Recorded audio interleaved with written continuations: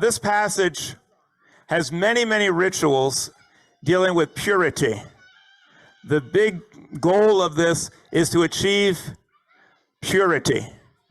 When women used to give birth, unfortunately, as I'm sure people here are aware, that was a very, very dangerous proposition. Their hygiene wasn't so good. They didn't have hospitals back then. Many women died in childbirth, and many children didn't make it either. So ancient people figured something's not right here. God must be angry, and people must be impure. We got to figure out a way to restore the purity. Here's what they came up with.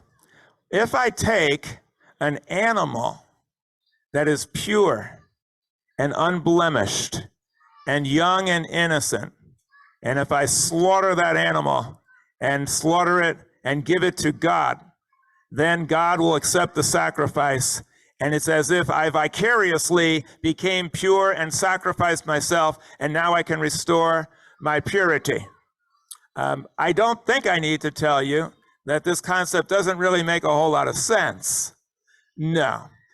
If you take the Torah literally, as Ricky Ricardo said, you got a lot of splaining to do. All right, but fortunately we don't. But we do apply the principle. Achieving purity is something that's very, very important, especially on Earth Day. Our earth has been made impure. It's been sullied. It was given to us in a pristine state, and we're now in the Anthropocene period, in which we have remade this earth, and we're playing God and not doing a very good job of it. Does this passage have anything at all to do with us? I say it does.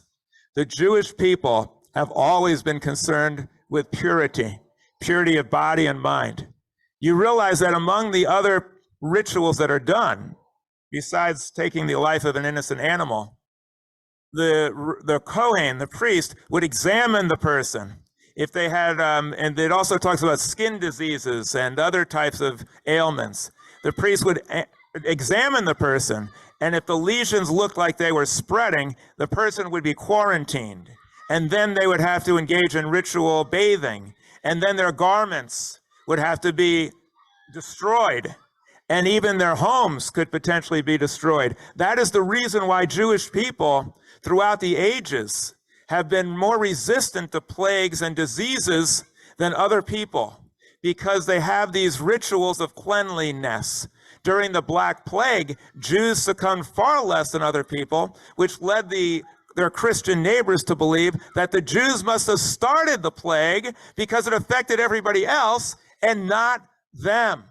And therefore, they invented stories about Jews poisoning the wells and doing other things and working their nefarious magic.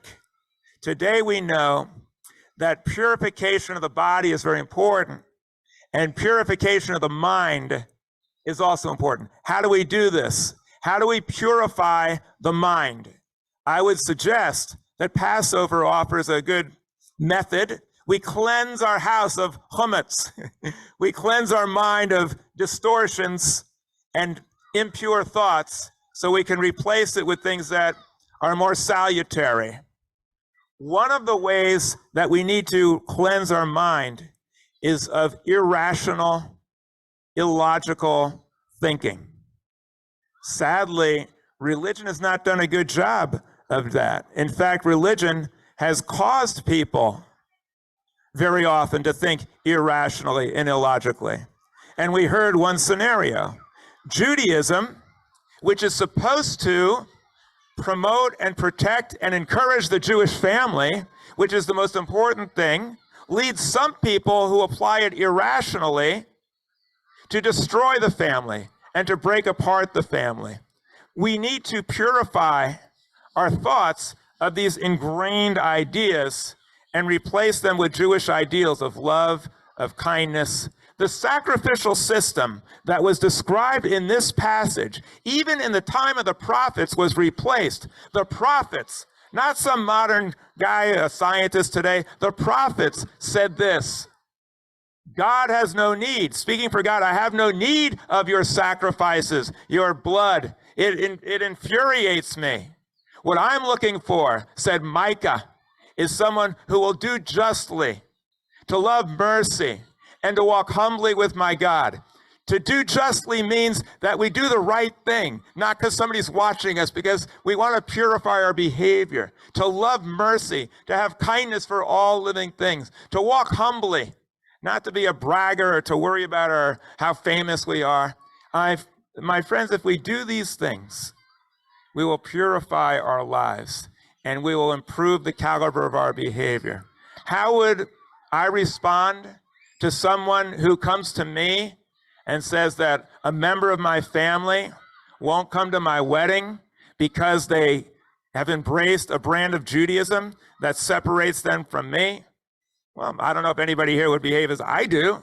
I just tell them, tell your brother to find a brand of Judaism that actually promotes the family and not destroys it. Find a brand of Judaism that actually respects your rational mind. Find a brand of Judaism that is not so cultish that you have to go ask a rabbi what you should do with your own family member, and learn how to do the right thing because the Torah says what to do justly, to love mercy, to walk humbly. That's what is necessary.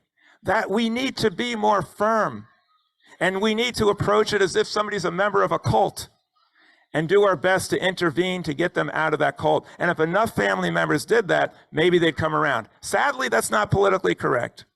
Most people will just say, you do your thing, I do my thing. I know. I've had friends and family who have been involved in a cult. And it's the most deplorable thing when they steal the identity and the purity of a family member or a friend, and they replace it, they imprint it with brainwashing and subservience to a cultish leader. I just want to say this before I conclude. This world, this country right now has a toxic brew of hate, anger, militant Christian nationalism, lying and people who deny the truth, anti-science, anti-Semitism, a proliferation of guns, hate on the internet, and demagogues in politics who give license and sanction and encourage people to act violently. This toxic brew, we saw it before, leading up to the Holocaust. We see it today. We are silent at our peril. We need to purify this land, purify our nation, purify our people, and let us encourage everyone to repudiate these tendencies and to use the vaccine of love and the vaccine of reason to create a better world. Shabbat Shalom.